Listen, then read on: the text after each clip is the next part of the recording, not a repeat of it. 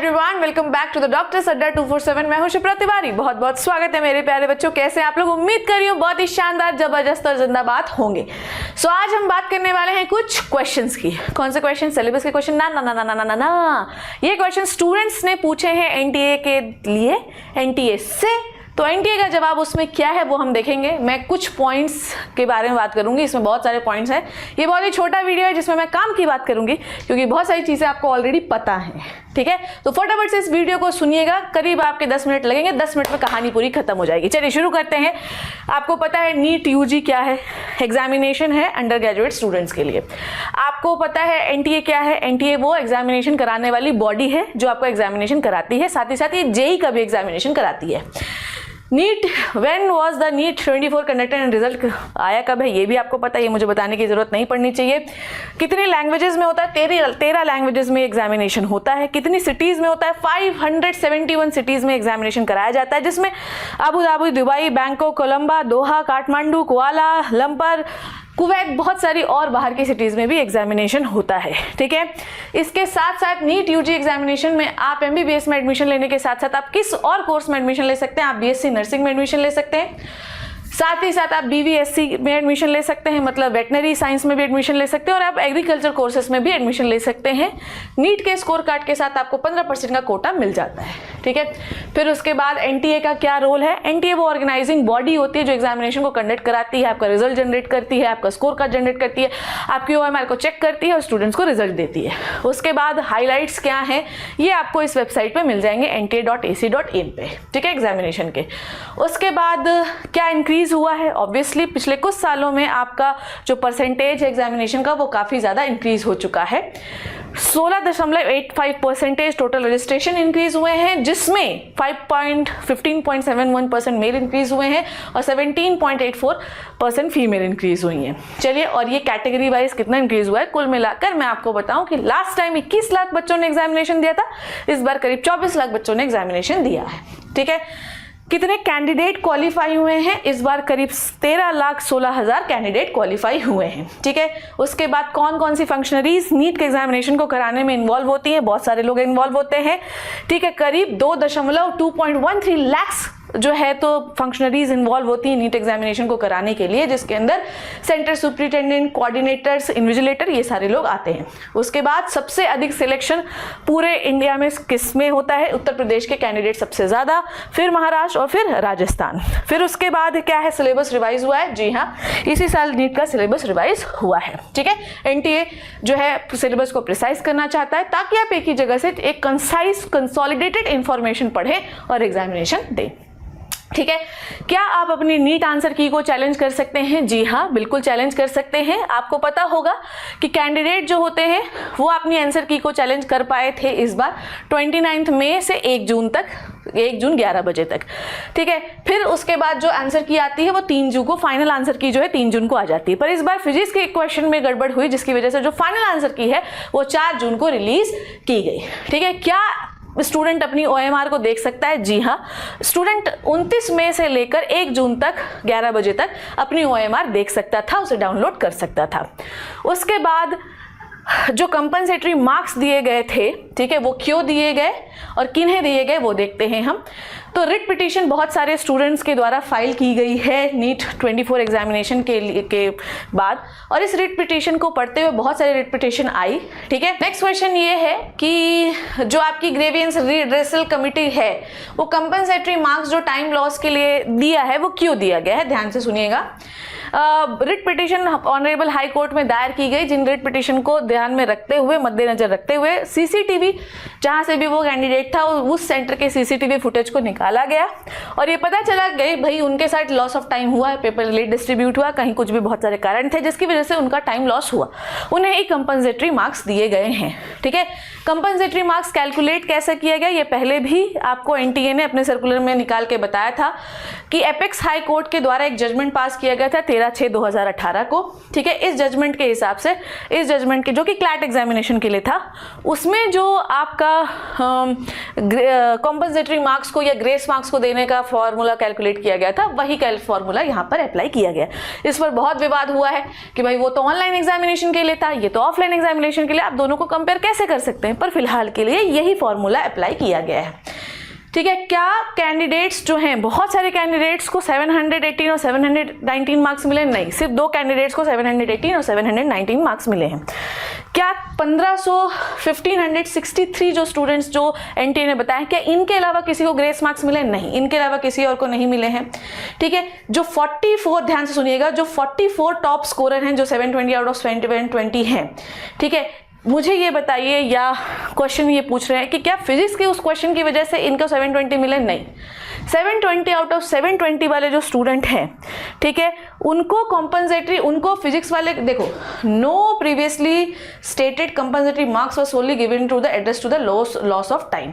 ठीक है, यहाँ पे देखो, did the 44 perfect scorer who benefited from physics question 2 correct answer also receive the compensatory marks? No, इन्हें जो है कॉम्पनसेटरी मार्क्स नहीं दिए गए हैं। ठीक है, next, why the answer key was change from 1 correct option to the multiple? ये हुआ आपके एनसीईआरटी का प्रॉब्लम। पहले एक करेक्ट ऑप्शन था according to the old NCERT, फिर 2 करेक्ट ऑप्शन हो गए according to the new NCERT. पर पॉइंट ये है कि नंबर उन्हीं को मिलेगा जिन्होंने ऑप्शन को अटेम्प्ट किया होगा। इस पर भी सुनवाई आपकी सुप्रीम कोर्ट में अभी फिलहाल चल रही है, और हाई कोर्ट पे भी इस पर बहुत सारी पिटिशंस दायर हुई हैं कि अगर किसी को कंफ्यूजन है, भाई ऑप्शन तो एक ही करेक्ट होगा, किसी ने नहीं अटेम्प्ट किया होगा तो उसका तो लॉस हो गया ना, और 5 नंबर बहुत होते हैं। क्या आपके सेंटर पे सीसीटीवी रहता है? जी हाँ, बिल्कुल रहता है, ताकि आप मैल प्रैक्टिसेस, चीटिंग को चेक कर सकें। ठीक है, एनटीए क्या मेजर करता है? भाई एनटीए बहुत सारे जैमर्स लगाता है, सीसीटीवी कैमरास लगाता है, बहुत सारे स्कैनर्स लगाता है, ताकि बच्चों को चीटिंग ना करने दी जाए। ठीक है, उसके बाद एमफेयर मींस में क्या करता है एनटीए? अगर कुछ गड़बड़ होती है तो एनटीए क्या करता है? एनटीए या तो यूएफएम, अगर तुरंत चीटिंग करते हुए पकड़ा गए तो यूएफएम भरवा लेगा।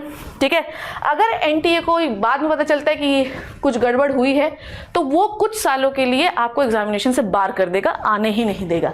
जैसे कि 12 कैंडिडेट्स को 3 साल के लिए बार कर दिया गया, रोक दिया गया, नहीं दोगे एग्जामिन। 9 कैंडिडेट्स को 2 साल के लिए, और करीब 1 कैंडिडेट को 1 साल के लिए बार कर दिया गया है। और 32 कैंडिडेट्स जो हैं, इनके रिजल्ट्स पर भी अभी जो है जिक्र चल रहा है कि इनका क्या किया जाए, क्योंकि ये भी हो सकता है चीटिंग में इन्वॉल्व हो। ठीक है, नेक्स्ट इज मेरिट का क्राइटेरिया क्या है, ये आपको पता होना चाहिए। जिसके बायोलॉजी में सबसे ज़्यादा नंबर होंगे उसको पहले रैंक मिलेगी, फिर केमिस्ट्री में, फिर फिजिक्स में।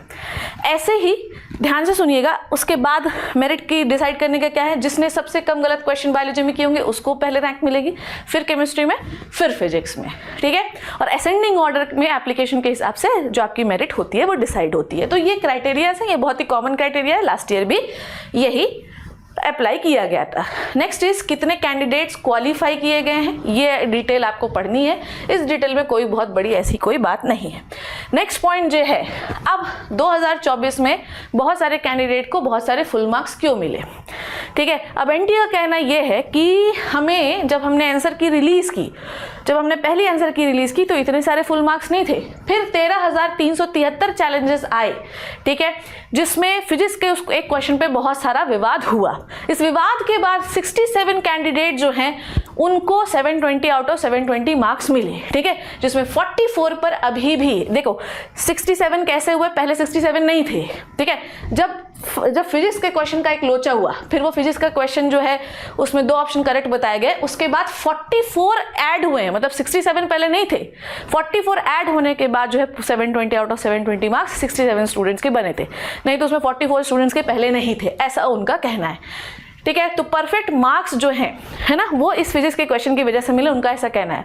पर अभी भी कुछ 40 से 45 स्टूडेंट्स का जो मार्क्स है वो रिवीजन में है कि कैसे 720 बने हैं। ठीक है, next is okay, can you provide the details of distribution of top 100? Yes, उन्होंने दिया। 89 डिफरेंट सेंटर्स के स्टूडेंट हैं, 55 सिटीज से आते हैं और 17 स्टेट से आते हैं। 73 सीबीएसई बोर्ड के हैं और 27 जो हैं वो स्टेट बोर्ड्स के। ये 100 टॉपर हैं। ठीक है, पर अभी भी इतनी डिटेल नहीं दी है। नेक्स्ट इज एनटीए कैसे इंश्योर करता है कि ये स्कोर सही है? बायोमेट्रिक वेरिफिकेशन होता है, सीसीटीवी सर्विलेंस है, बहुत अच्छा इन्विजिलेशन होता है, इन्विजिलेटर होते हैं, सीसीटीवी एकेडमिक बैकग्राउंड स्टूडेंट का चेक कर लिया जाता है, उसके डॉक्यूमेंट्स वेरीफाई किए जाते हैं, उसके बाद ही उसे एग्जामिनेशन देने बिठाया जाता है। तो ये मानते हैं कि जो स्टूडेंट एग्जामिनेशन दे रहा है वो बिल्कुल परफेक्ट स्टूडेंट है। ठीक है, क्या बिहार का जो पेपर लीक है क्या वो सही है? अभी तक एनटीए को उस पर कोई एविडेंस नहीं मिला है। अगर कोई एनटीए ने पूरी तरीके से पेपर लीक को डिनाई कर दिया गया है, ठीक है, ओके। एनटीए का कहना है कि उसके खुद के सिक्योरिटी प्रोटोकॉल स्टैंडर्ड्स एसओपीज हैं, वो उनको फॉलो करता है, पेपर किसी भी तरीके से लीक नहीं किया गया है। नेक्स्ट इज सवाई माधोपुर राजस्थान में जो केस हुआ वो क्या था पेपर लीक का? उनका ये कहना था कि एग्जामिनेशन सेंटर में इंग्लिश वालों को हिंदी का पेपर, हिंदी वालों को इंग्लिश का पेपर दे दिया गया, जिसकी वजह से थोड़ा जो है गिगी पहला मचा, हैपेजार्ड मचा। पर कुछ समय के बाद ही वो अपने आप चीजें ठीक हो गई। बच्चों के एग्जामिनेशन सेंटर से निकलने से पहले ही कुछ पेपर के ओएमआर के पेपर की चीजें टेलीग्राम में या आपके इंटरनेट पर डिस्ट्रीब्यूट होने लगी। पर ये बिल्कुल गलत है, क्योंकि एक बार जो बच्चा सेंटर के अंदर चला गया, ना तो वो सेंटर से बाहर आ पाया और ना उसे ये मौका मिला कि वो अपनी ओएमआर को रिलीज कर सके या एग्जामिनेशन पेपर को लीक कर सके। तो ये उनका आंसर था, ये पूरी चीज का समरी ये है। They have been instance paper solver gangs, ठीक है। पेपर सॉल्वर गैंग्स मतलब ये होता है कि बच्चे की जगह कोई और पेपर सॉल्व कर दे, या बच्चा बैठा है तो खिड़की के बाहर कोई और पेपर सॉल्व कर दे। क्या ऐसा कुछ है? ऐसा कुछ होता नहीं है, पर अगर एनटीए को ऐसा पता चलता है तो एनटीए उस पर स्ट्रिक्ट एक्शन लेता है, ठीक है। नेक्स्ट इज नीट 24 जो 4 जून को रिजल्ट डिक्लेयर हुआ, वो समय से पहले क्यों डिक्लेयर कर दिया गया? क्या उसमें इलेक्शन का कोई इन्वॉल्वमेंट था?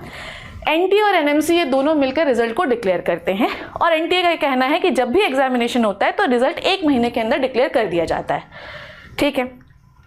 तो उनका ये कहना है कि काउंसलिंग का प्रोसेस अच्छे से हो, बाकी की प्रोसेस फर्दर प्रोसेस अच्छे से हो, इसलिए उन्होंने रिजल्ट पहले डिक्लेयर कर दिया।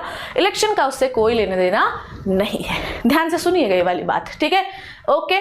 Next is how does the NTA address the issue of candidates for aging their NEET score cards OMR claiming that NTA release the incorrect result. ध्यान सुनिएगा, how does the NTA address the issues of candidate for age forging their NTA 24 scorecard OMR answer sheet and claiming that the NTA has released the incorrect result. अब ध्यान से सुनिएगा, मैं last के कुछ point अच्छे से पढ़ रही हूँ। NTA has become the aware of instances where candidate foraging their blah blah blah. NTA want to clarify that any manipulation or tampering with OMR sheet at any state is strictly prohibited. अगर आप कहीं भी लगता है कि temper कर रहे हो, कुछ गड़बड़ कर रहे हो मेरे में, ये ऐसा नहीं हो सकता, ठीक है। अगर ऐसा पाया जाता है, ठीक है, अगर ऐसा पाया जाता है तो तुरंत उस पर स्ट्रिक्ट एक्शन लिया जाता है, ठीक है। बहुत सारे बुलेटिन ऐसा आया है, फेक क्लेम किए गए हैं एनटीए के लिए कि भाई हमारी ओएमआर शीट पर टेम्पर किया गया, उसे खराब किया गया, उसे फाड़ा गया, एनटीए ने उसे डिनाई कर दिया गया है, ठीक है। नेक्स्ट इज एक वायरल वीडियो आप लोगों को याद होगा आयुषी का, जिसमें उन्होंने क्लेम किया है कि एनटीए ने उन्हें मेल किया कि मुझे एक फटी हुई ओएमआर शीट भेजी गई। एनटीए ने टोटल डिनाई किया कि हमने ऐसा कोई मेल किया ही नहीं है, ठीक है। Next is it is true that another committee, yes, क्या ऐसा है कि दूसरी कमेटी बैठाई गई है उन 1563 बच्चों के लिए जिन पर रिजल्ट लुक आफ्टर फिर से किया जा रहा है? जी हाँ, 4 लोगों की जो हाई कोर्ट पावर्ड कमेटी है, high powered committee supreme court ने बनाई है, हाई पावर्ड कमेटी 4 लोगों की बनाई गई है। ये जो कमेटी है गवर्नमेंट ऑफ इंडिया ने बनाई है, ये 4 लोगों की कमेटी इन 1563 बच्चों का रिजल्ट फिर से लुक आफ्टर करेगी कि इनके साथ क्या गड़बड़ हुई, पर सिर्फ 1563 बच्चों का, ठीक है, ओके, ताकि उनके साथ फेयर डिसीजन हो सके। How can stay updated? आप एनटीए की ऑफिशियल वेबसाइट पे nta.ac.in पर जाकर हमेशा एनटीए से अपडेटेड रह सकते हैं। अब इन सारे क्वेश्चंस का आंसर आपको पहले ही पता था बच्चों। ये जो डॉक्यूमेंट रिलीज हुआ इसमें कुछ 5 पॉइंट थे। क्या पॉइंट थे? कि क्या ओएमआर टेम्परिंग को एनटीए एंटरटेन करता है? जी नहीं, वायरल वीडियो बिल्कुल गलत है एनटीए के हिसाब से। ग्रेस मार्किंग्स जो हैं वो 2018 के डिसीजन के हिसाब से दी गई हैं। तीसरा पॉइंट क्या है कि जो फिजिक्स का क्वेश्चन है उसमें किसको नंबर मिले? जिन्होंने दोनों ऑप्शन में करेक्ट ऑप्शन में से अटेम्प्ट किया था, नहीं तो नहीं मिला है। ग्रेस और आपको मार्क्स डिस्ट्रीब्यूशन, मेरिट डिस्ट्रीब्यूशन किस आधार पे था ये, तो ये कुछ 4 से पॉइंट इन टोटल 37 पॉइंट्स में इंपॉर्टेंट थे जिनके बारे में आप ऑलरेडी जानते थे।